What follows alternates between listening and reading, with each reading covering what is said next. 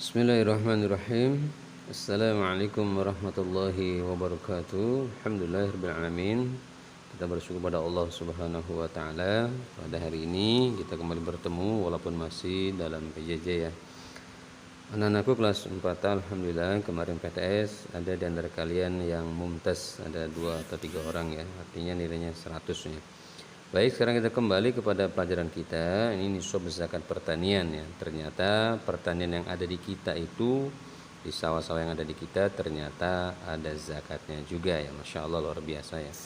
Sekarang macam zakat hasil pertanian, nisabnya 652,8 kg, dibulatkan 653 kg ya ketika panen waktunya. Jadi per panen ada zakatnya ternyata. Zakat yang dikeluarkan adalah 10% tada hujan.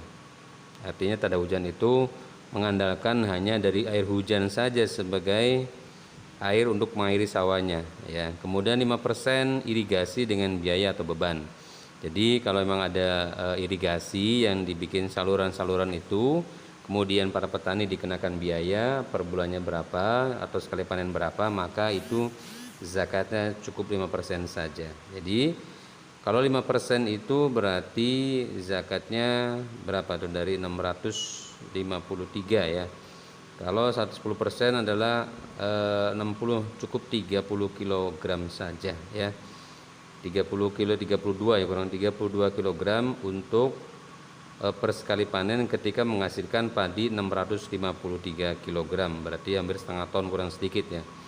Kemudian tanda hujan ini biasanya ada terjadi di daerah pegunungan biasanya ya, atau tanah sharing itu tanah yang agak miring ya, biasanya mengandalkan air hujan sebagai salah satu pengairannya, maka itu zakatnya 10%. Jadi 653 dibagi 10 menjadi 653 kg ya.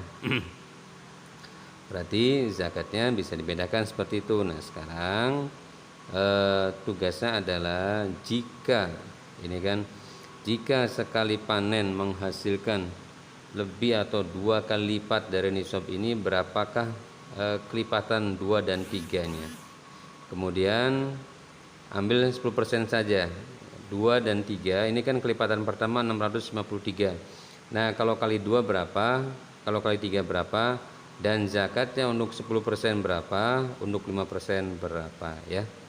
Demikian mudah-mudahan. Jadi 5% itu dari 653 kali 2, nah 5%-nya berapa. Kemudian 653 kali 2, 10%-nya berapa ya. Itu saja, mudah-mudahan bisa dipahami, bisa dimengerti, dan bisa dikerjakan tugasnya dengan baik ya.